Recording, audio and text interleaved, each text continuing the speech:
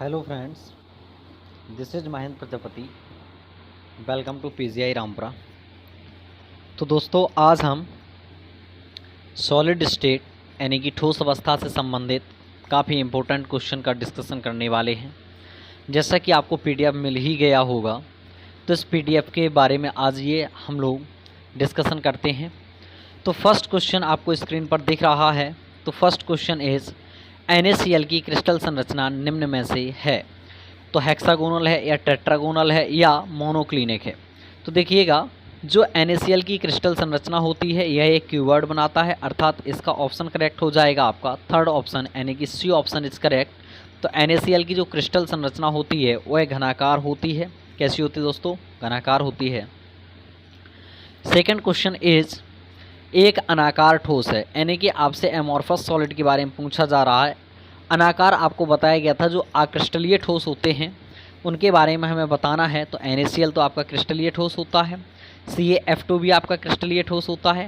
कांच जो कि ग्लास है, यही आपका ऑप्शन करेक्ट हो जाएगा। कांच को ही बताया गया था कि यह आपका एक अनाकार ठोस है।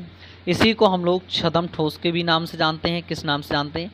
छद्म ठोस के भी नाम से जानते हैं, या इसी को हम अक्रिस्टलीय ठोस भी कह सकते हैं। क्या कह सकते हैं? अक्रिस्टलीय ठोस भी कहते हैं इसी को हम। और इसी को हम लोग, कांच जो होता है इसी को अति शीतित द्रव भी कहते हैं। सुपर कोल्ड लिक्विड आपको बताया गया था, अति शीतित द्रव। क्या कहते हैं इसी को हम? अति शीतित द्रव के नाम से भी हम इसे जानते हैं, कांच को। तो इसका ऑप्शन करेक्ट हो जाएगा आपका थर्ड ऑप्शन करेक्ट हो जाएगा। आइएगा नेक्स्ट देखते हैं। क्वेश्चन इज थर्ड क्वेश्चन है आपके पास। तो थर्ड क्वेश्चन क्या है? NaCl में सोडियम आयन द्वारा भरे जाने वाले ऑक्टाहेड्रल वॉइड खाली जगह की संख्या होती है। तो देखिएगा, जो ऑक्टाहेड्रल वॉइड होता है, यानी कि ऑक्टाहेड्रल वॉइड, जो ऑक्टाहेड्रल अष्टफल की रिक्तिकाएँ होती हैं उनमें यह कहाँ कहाँ जाते हैं? Na+ ion. तो यह आपका एक तो रहता है बॉडी सेंटर पर। कहाँ रहता है? बॉडी सेंटर पर एक रहता है, प्लस और इसमें जो 12 रहते हैं वो रहते हैं आपके एज सेंटर पर। कहाँ रहते हैं? 12 आपके जो रहते हैं इसमें एज सेंटर पर रहते हैं। एज सेंटर पर आपको 12 मिलेंगे। तो इस प्रकार से 1 + 12 इज इक्वल टू टोटल कितना हो जाएगा? 13 हो जाएंगे। तो ये 13 हो जाते हैं। तो इसका ऑप्शन करेक्ट जो हो जाएगा, तो ऑप्शन करेक्ट हो जाएगा आपका कौन सा? सी पार्ट हो जाएगा, यानी कि थर्ड ऑप्शन आपका करेक्ट हो जाएगा। ठीक है दोस्तों, तो जो ये आपका NaCl होता है ऑक्टाहेड्रल वॉइड, तो यह कहाँ कहाँ जाता है? तो बॉडी सेंटर में कितना चला जाता है? 1 चला जाता है। और एज सेंटर में कितने रहते हैं? 12 रहते हैं। तो टोटल इस प्रकार से आपके पास 13 हो जाते हैं। तो खाली जगह की संख्या कितनी होती है? 13 होती है। आइएगा नेक्स्ट क्वेश्चन के बारे में डिस्कशन करते हैं। तो NaCl संरचना में NaCl की उपसय संयोजन संख्या है। देखिएगा, उपसय संयोजन संख्या पूछा जाए या आपसे समन्वय संख्या पूछा जाए। क्या पूछा जाए? समन्वय संख्या। आपको बताया गया था कि समन्वय संख्या या उपसय संयोजन संख्या, कोऑर्डिनेशन नंबर जिसे हम लोग कहते हैं, तो यह नियरेस्ट नेबर एटम, यानी कि पड़ोसियों की संख्या होती है। एक एटम के पास कितने पड़ोसी हैं। तो यहाँ पर जो आपको बताया गया था कि NaCl में कितना होता है Na का उपसय संयोजन संख्या, तो यह आपका 6 होता है। कितना होता है? 6। नेक्स्ट क्वेश्चन है आपके पास, CaCl के इकाई सेल का द्रव्यमान निम्न के समकक्ष है। तो 5 क्वेश्चन का ऑप्शन हो जाएगा आपका फर्स्ट, यानी कि एक Cs+ होता है और एक Cl- होता है। तो इकाई सेल का यह द्रव्यमान जो होता है एक सीजियम आयन और एक क्लोराइड आयन के इक्वल होता है। नेक्स्ट क्वेश्चन देखते हैं, CaCl के क्रिस्टल की संरचना किस प्रकार की है? तो BCC, यानी कि बॉडी सेंटर्ड घनाकार, जिसे हम लोग BCC के नाम से जानते हैं। इसको किसके नाम से जानते हैं? BCC के नाम से जानते हैं। एंड FCC इसे कहते हैं face centred cubic cell. FCC कहा जाता है इसे। क्या कहा जाता है? FCC कहते हैं इसे। तो यह आपके पास FCC होता है। एंड ये जो दिया गया है सरल घनाकार, इसे हम लोग SCC कहते हैं। All of this. तो यहाँ देखिए, जो CaCl होता है इसका करेक्ट ऑप्शन होगा, यह आपका BCC में जाता है। किस में जाता है? BCC में, यानी कि ऑप्शन करेक्ट हो जाएगा आपका फर्स्ट नंबर। नेक्स्ट है हमारे पास 7 नंबर इज सोडियम क्लोराइड का जालक संरचना है। तो देखिए, आपको बताया गया था NaCl जो होता है इसका जालक संरचना आपका कैसा होता है? FCC होता है, फेस सेंटर्ड क्यूबिक सेल, यानी कि फेस केंद्रित घनाकार होता है। कैसा होता है? फेस केंद्रित घनाकार होता है। नेक्स्ट क्वेश्चन है हमारे पास 8th नंबर इज एक घनाकार क्रिस्टलीय तंत्र में कुल सममिति तलों की संख्या होती है। देखिए क्वेश्चन बहुत ही अच्छा क्वेश्चन है ये। एक घनाकार क्रिस्टल तंत्र में हमसे पूछा जा रहा है, तो आइएगा इस क्वेश्चन के बारे में हम लोग थोड़ा डिटेल में डिस्कशन कर लेते हैं। जैसा कि अगर आप लोग कहेंगे तो इस पर हम एक वीडियो भी बना देंगे आपका सिमेट्री के ऊपर। तो देखिएगा एक कोई क्रिस्टल जालक है, क्या है क्रिस्टल जालक है, तो उसमें 23 प्रकार की एलिमेंट्स ऑफ सिमेट्री पाई जाती है। क्या पाई जाती है? एलिमेंट्स ऑफ सिमेट्री कितने प्रकार की पाई जाती है? 23 प्रकार की एलिमेंट्स ऑफ जो सिमेट्री होती है वह 23 प्रकार की पाई जाती है। वो कौन कौन से 23 प्रकार होते हैं, ज़रा आइएगा हम लोग आपके साथ डिस्कशन करते हैं। तो वो आपकी 3 कैटेगराइज में डिवाइड की जाती है। वो कौन कौन सी 3 कैटेगराइज हैं, ज़रा इस बात को आप देखिएगा। तो वो आपके पास 3 कैटेगराइज होती हैं एक्सिस ऑफ सिमेट्री। क्या क्या होती हैं? एक्सिस ऑफ सिमेट्री, AOS में लिख दे रहा हूँ शॉर्ट में, जिससे हम लोग एक्सिस ऑफ सिमेट्री बोलेंगे। सेकेंड होती है plane of symmetry, POS, and third आपके पास होती है सेंटर ऑफ सिमेट्री, COS। तो इस प्रकार से इसके पास ये 3 प्रकार की सिमेट्री पाई जाती हैं कोई भी क्रिस्टल जालक बना रहे। तो अब ये 23 प्रकार की होती हैं। तो आइएगा अब हम लोग एक एक से डिस्कशन करते हैं कि जो हमारे पास दिया गया है वो कौन सा है। जैसे कि हम अगर एक्सेस ऑफ सिमेट्री की बात कर लें तो एक्सेस ऑफ सिमेट्री में क्या होता है कि जो आपके पास ये भी 3 कैटेगराइज में डिवाइड की जाती हैं। कितने कैटेगराइज में इसको डिवाइड किया जाता है? 3 कैटेगराइज में इसको डिवाइड किया जाता है। वो कौन कौन सी 3 कैटेगराइज होती हैं, ज़रा आप लोग समझिएगा कि यहाँ पर जो आपको 3 कैटेगराइज में मैं डिवाइड कर रहा हूँ, तो यहाँ पर ये जो 3 कैटेगराइज में मैं डिवाइड करने जा रहा हूँ, जैसे कि C4, जो C4 होता है यह 4 फोल्ड एक्सिस बोलते हैं। क्या बोलते हैं? 4 फोल्ड एक्सिस।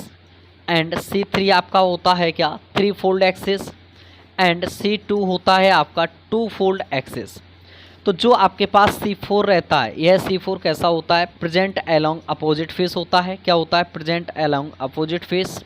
यहाँ मैं लिख दे रहा हूँ present along opposite face.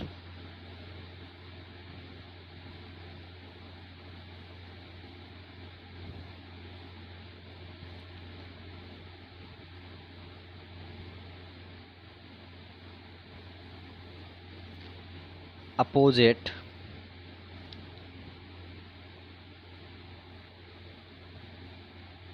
Face. तो इसको आप लोग नोट डाउन कर लेंगे सभी लोग। इसी प्रकार से जो हमारे पास C4 हो गया, तो C4 कहाँ होता है? Present along opposite face. इसी प्रकार से फेस कॉर्नर यहाँ कर लें, क्या कर लें? पूरा फेस कॉर्नर कर लेंगे आप लोग। यहाँ कॉर्नर को और लिखेंगे, अपोजिट फेस कॉर्नर होता है। एंड अगर अब हम C3 की बात करें तो C3 कहाँ प्रेजेंट होता है, आप लोग लिख लीजिएगा। तो यह होता है present along opposite face diagonally. C3 आपका कहाँ प्रेजेंट होता है? Opposite face diagonally. ठीक है, आप लोग इसको मैं शॉर्टकट में यहीं लिख दे रहा हूँ। तो यह आपका होता है present along opposite face diagonally. तो कहाँ होता है? डायगोनली होता है, अपोजिट डायगोनली होता है। आप लोग लिख लेंगे, इसको पूरा लिख लेंगे। ठीक है,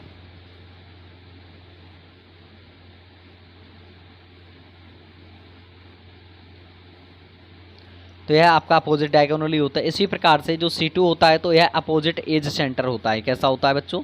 अपोजिट एज सेंटर होता है। इसको भी आप लोग लिख लेंगे, अपोजिट एज सेंटर। क्या लिखेंगे? Opposite edge centre. ठीक है, तो यह इस प्रकार से होते हैं आपके C4, C3 एंड C2। तो देखिएगा जो आपके पास C4 होता है, क्या होता है? C4 होता है, उनकी संख्या 3 होती है। कितनी होती है संख्या? 3 होती है C4 की संख्या।